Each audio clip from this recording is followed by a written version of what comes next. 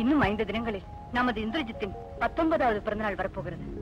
அப்படி என்றால் நமது முதற் குழந்தையான பெண் தெய்வத்திற்கு இப்போது 21 வயதாகிறது. பிறந்த அன்றே நம் செல்வத்தை மண்டோதரி, இறந்து விட்டாள் என்ற வார்த்தையை மட்டும் எப்போதும் சொல்லாதே. நம்மை விட்டு பிரிந்து விட்டாள் என்று சொல். ஒப்புக்கொள்கிறேன்.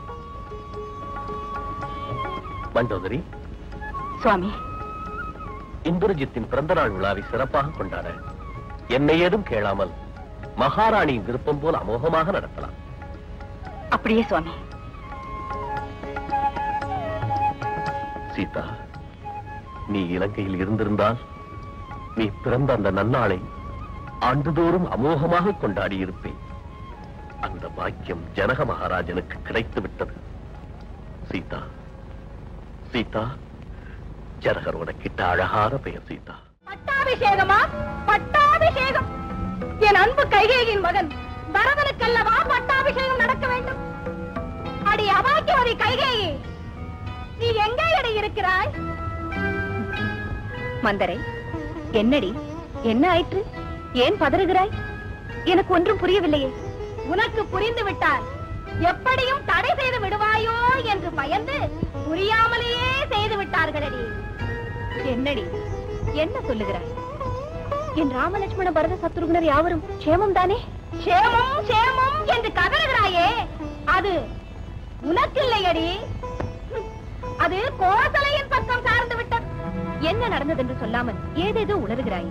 நான் உளரவில்லை, உண்மையைத்தான் சொல்லுகிறேன். நாளையே கோசலையின் மகன் ராமனுக்கு பட்டாபிஷேகமா? உண்மையாகவா? இந்த சந்தோஷ செய்தியை முதலில் சொல்லாமல் எதையோ சொல்லி காலத்தை கடத்தி விட்டாயே.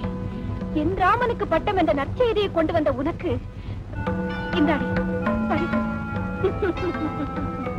ஏன் பரிசு போதவில்லையா? வேண்டியதை கேள், விருப்பத்துடன் அளிக்கிறேன். கைகேயி, நீ மடமையில் மகிழ்ச்சி அடைகிறாய். மந்தரை, உனக்கு என்ன பைத்தியமா? உனக்குத்தான் பித்து தலைக்கேறி விட்டது. கோசலை செய்த சூழ்ச்சி அறியாத நீ அவள் மகன் ராமனுக்கு பட்டாபிஷேகம் என்றதும் அகமகிழ்கிறாய். ஐயோ மந்தரை, கண்டதை சொல்லி என் மனதை கலைத்து விடாதே. நானா கலைக்கிறேன்? கலைந்து விட்ட உன் உள்ளத்தை ஒன்று சேர்க்கிறேன் கைகேயி. தசரதரின் அன்பு மனைவியாக இருந்தும் அதிர்ஷ்டத்தை இழந்து விட்டார். மந்தரை, சூழ்ச்சிக்காரி கோசலை செய்த சாகசத்தால் தசரதன் அவள் கைப்பாவையாகி அவள் கனவு பலித்து விட்டது. கைகேயி, பட்டத்தரசி என்ற பதவி போய் தட்டேந்தும் சாதி என்று நாளை பலரும் சொல்லும் வண்ணம் பகை கட்டு விடாதே. ஆமா,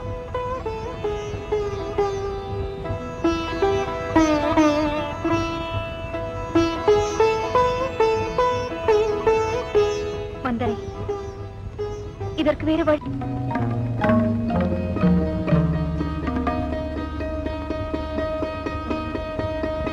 தாயே, தந்தை அழைத்ததாக சுமந்திரர் வந்து செய்தி சொன்னார். உடனே விரைந்து வந்தேன். ஆம் மகனே, உன்னை அழைத்து வரும்படி தந்தையார் உத்தரவிட்டது உண்மைதான்.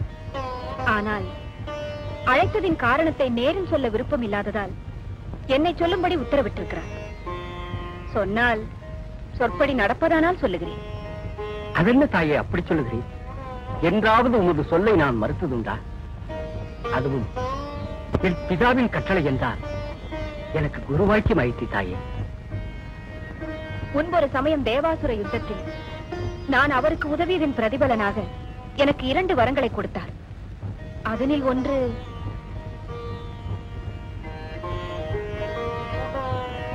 ஏன் தாயை தயங்குகிறேன்? சொல்லுங்கள். அதனில் ஒன்று பரதன் நாடாள வேண்டும். ஆஹா, என்ன அதிர்ஷ்டம் தாயே! சகல விதத்திலும் சிறந்த பரதன் நாடாளுதல் என்னே பாக்கியம். அடுத்த வரம்